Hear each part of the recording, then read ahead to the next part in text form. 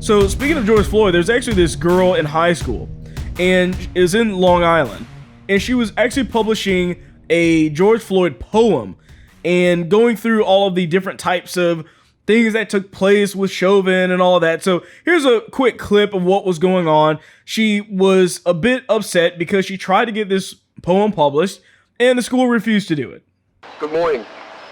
We are here today on the anniversary of the murder of George Floyd because this young poet wrote a Shakespearean sonnet which dealt with the murder of George Floyd. She went into Derek Chauvin's mind and reflected his mindset as he committed the murder in a Shakespearean sonnet, a classical sonnet. Ruby was able to have her poetry published in the Port Jefferson Schools magazine,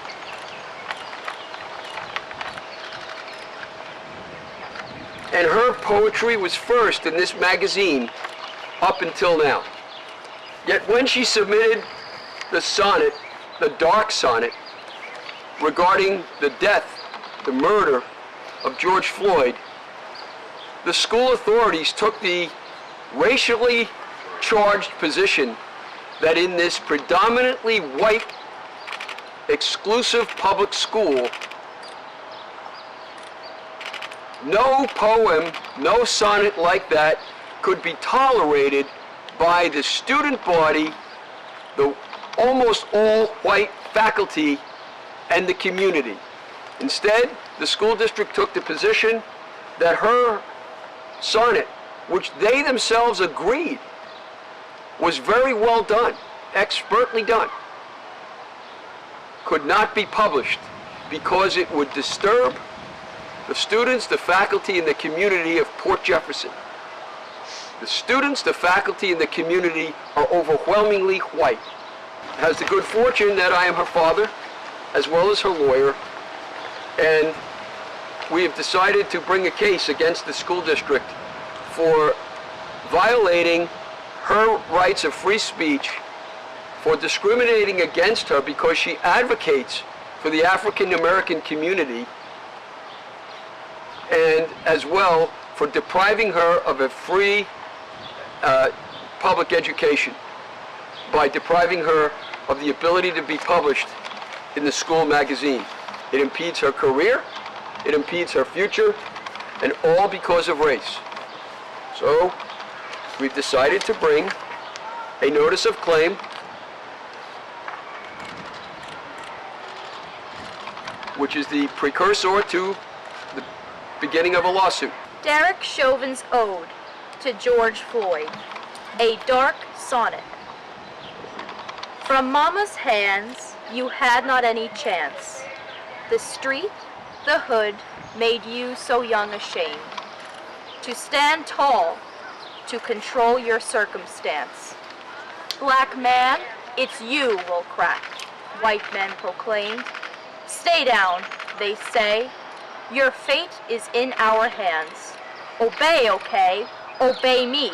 I'm the cop who kneels upon your naked soul, who stands on top your darkened head until you stop your sorry cry for mama. Take no breath.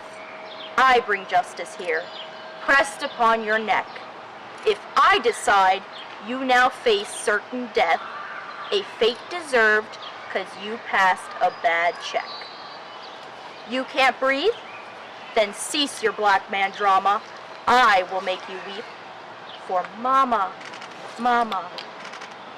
So first of all, that's just a terrible poem. I mean, I don't claim to be a writer, but that's a bad poem. It's just dumb, like in the sense of the structure of it. But there's other parts of this that are just ridiculous too. Now, if you actually saw or heard the guy in the very beginning, that's actually her dad that's talking about her poem and whatnot. And so, look, man, I get it. It's your daughter and whatnot, but she wasn't in the mind of Chauvin. She wasn't in his mind. She's assuming everything from that. I mean, I don't even know what that's supposed to mean, considering that she never spoke a word to Derek Chauvin whatsoever to even know his intentions. Nobody knows his intentions. So assuming the intentions is ridiculous right there. But it goes on. And the thing is that the reason why they're suing, so they're trying to sue the school for not publishing her poem, which is dumb because the school has every right to choose not to publish a poem if they don't want to publish a poem. But she's mad specifically because she tried to pander and thought that was automatically going to result in the success of this poem. That's what this is about.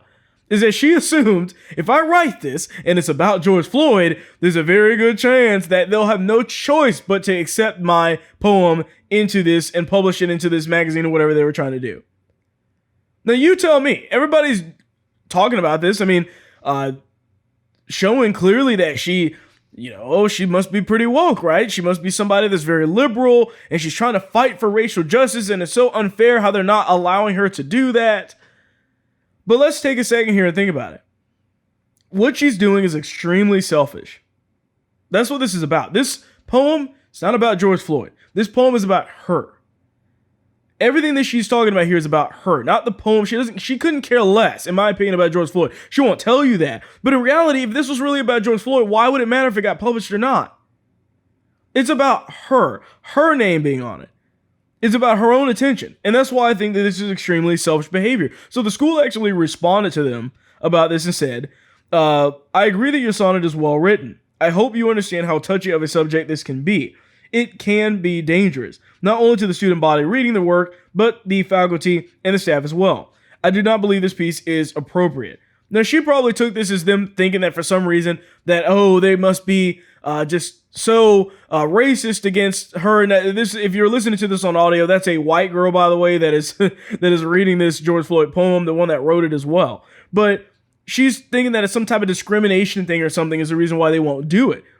When in reality, they're just saying, look, this topic is something that we don't feel like we need to be dealing with. She thought she had an in with this. That's what that is about, as I mentioned. She thought that she had it on the easy path. If I just write any old poem about George Floyd, I don't need it to be a good poem. I just need it to be about George Floyd, and I'm automatically getting published. And that's what she tried to do and failed. And now they're trying to sue the school for like $2 million. Yeah, good luck with that, folks. Good luck. You just watched a clip from The William Hall Show. Please remember to like, share, and subscribe.